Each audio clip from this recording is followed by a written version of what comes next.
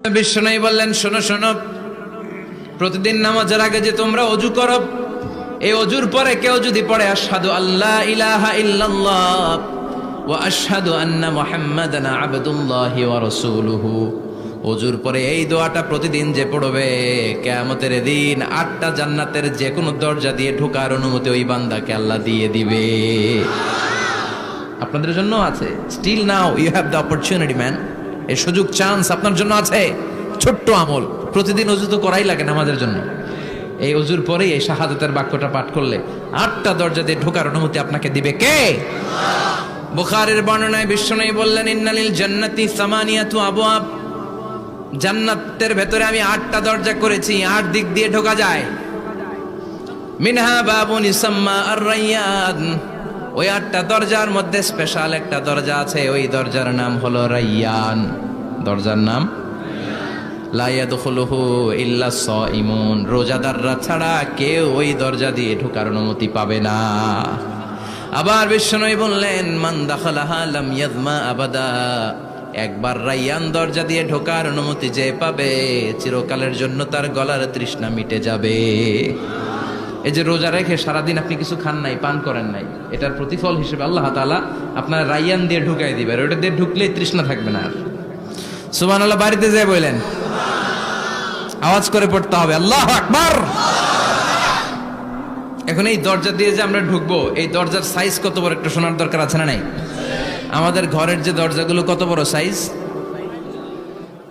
4 feet 3 feet, 4 feet 6 feet. আর আলিশান বাড়ি হইলে ওইটার কত হবে? 6 ফিট 8 ফিট, 6 ফিট 9 ফিট এরকম হবে। তো জান্নাতের দরজাও তো এরকম 8-10 ফিটই তো হবে। কথা বলেন। বিশ্বনবী বললেন, ইন্নাল মিসরাআইন মিন মাসারি'আল জান্নাহ মা বাইনা মাক্কাহ ওয়া হাজার। মক্কা হচ্ছে সৌদির একটা শহর, আর হাজার হচ্ছে বাহরাইন, একটা দেশ আছে না, যে দেশের রাজধানী হচ্ছে মানামা। এই বাহরাইনের আরেকটা শহর হচ্ছে হাজার। এই মক্কা থেকে, সৌদি আরব থেকে বাহরাইন যত দূর, বিশ্বনবী বললেন জান্নাতের দরজাটা হবে ঠিক তত দূর। সেই হিসাবে কয়েকশো কোটি জান্নাতে এক ধাক্কায় ঢুকবে, কয়েকশো কোটি এক ধাক্কায় ঢুকে যাবে। আল্লাহু আকবার। এই জান্নাতের ভেতরে আল্লাহ চমৎকার কিছু ক্লাসিফিকেশন করে দিয়েছে। সব জায়গায় এই ক্লাস থাকে, first class, second class, third class, economic class, platinum class, promo class, business class, higher class, lower class, আছে না নাই? এই যে কুমিল্লা টু ঢাকা যে বাস চড়ে, বাসে ক্লাস আছে না? ফার্স্ট ক্লাসের টিকিটের দাম বেশি, সেকেন্ড ক্লাস কম।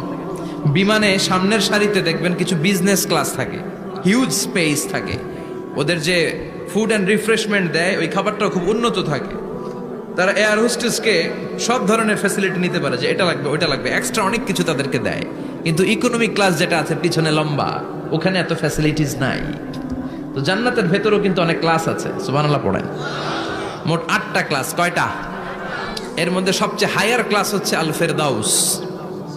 ওইটার নাম কি? জান্নাতুল ফেরদাউস। বিশ্বনবী কিন্তু ওইটার মধ্যে থাকবে, সুবহানাল্লাহ পড়েন।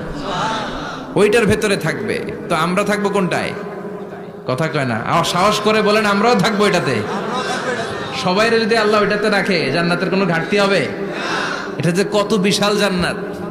জাহান্নামের আগুনে পুড়তে পুড়তে, অনেক লম্বা ঘটনা, বললে এটাই আধা ঘন্টা খেয়ে ফেলবে। জাহান্নামের আগুনে পুড়তে পুড়তে, বুখারীর বর্ণনা, আখিরু মান দাখালাল জান্নাহ, সর্বশেষ যেই লোকটাকে আল্লাহ জান্নাতে ঢুকাবে, তার জান্নাতের সাইজ হবে এই পৃথিবীর 10 গুণ বড়। তাহলে ফেরদাউসের অবস্থাটা কি?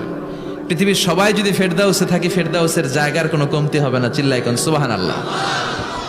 এজন্য বিশ্বনবী বলেন, ইযা সাআলতুমুল্লাহাল জান্নাহ, আল্লাহর কাছে যখন তোমরা হাত তুলে চোখের পানি ছেড়ে জান্নাত চাইবা, আল্লাহর কাছে ছোটটা চেও না, চাইবা যখন বড়টাই চাও, জান্নাতুল ফেরদাউস চাও।